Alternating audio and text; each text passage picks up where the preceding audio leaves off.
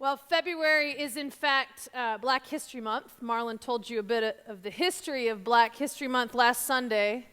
Americans have recognized Black history annually since 1926, first as Negro History Week and then as Black History Month.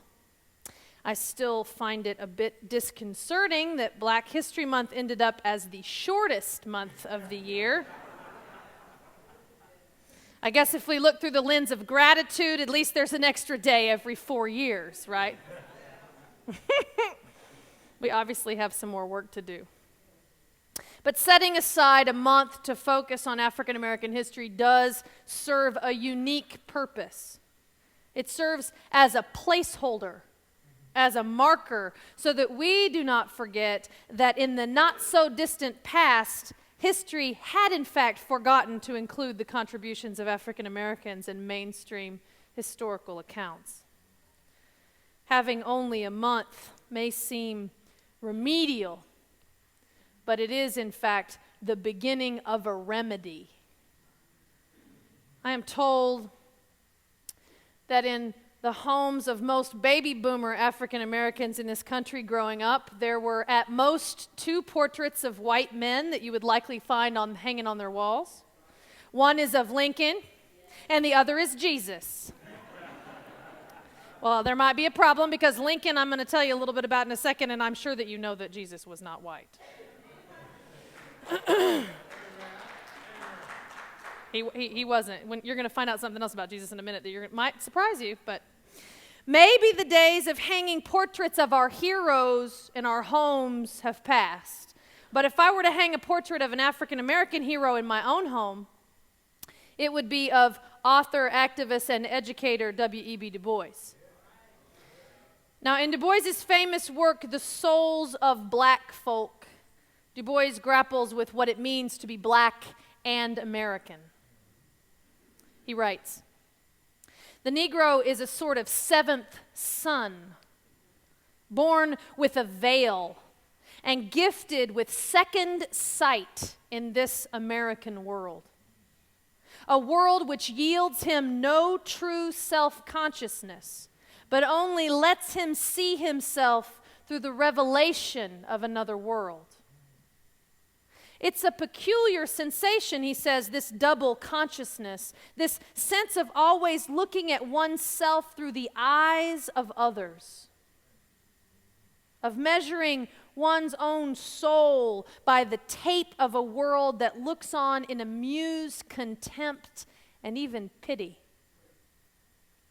One ever feels his two-ness, an American, a Negro, 2 souls, 2 thoughts, 2 unreconciled strivings, 2 warring ideals in one dark body, whose dogged strength alone keeps it from being torn asunder. He continues, "The history of the American Negro is the history of this strife, this longing to attain self-conscious manhood, to merge this double life into a better and truer self. In this merging, he wishes neither of the older selves to be lost. He would not Africanize America, for America has too much to teach the world and Africa. He would not bleach his Negro soul in a flood of white Americanism, for he knows that Negro blood has a message for the world. He simply wishes to make it possible for a man or woman, I would add, to be both a Negro and an American without being cursed and spit upon by his fellows, without having the doors of opportunity closed roughly in his face." What Du Bois is talking about is to be able to walk in 2 worlds at the same time. And this walking in 2 worlds is to a certain degree something that all Americans are doing. Walking between the secular and the religious. Walking between the gay and the straight. Walking between the work world and the family world. But no one is as subjected to such a struggle as Americans of color. The histories of white America and black America are converging more and more, but we have a long way to go before the story is woven in a way that celebrates the contributions of African Americans the other 11 months of the year, and that grapples with the complexities of our past with regards to race relations. Before the American story is not just a tale of the status quo. Now, our combined history will be to merge into a better and truer self, like Du Bois is talking about. Evolving our integrity as a nation, as individuals, and even as a church. Because, see, American history is in fact still unfolding. It is still evolving. This week, America celebrated two historic bicentennials, Abraham Lincoln and Charles Darwin, who were born 4 hours apart on February 12th. Now, Henry Louis Gates Jr., who is the W.E.B. Du Bois Professor of the Humanities, as well as the director of the W.E.B. Du Bois Institute for African American Research at Harvard. He's a bigwig, seriously. He's got a title like a mile long. He recently did a PBS special that you may have seen this week called Looking for Lincoln.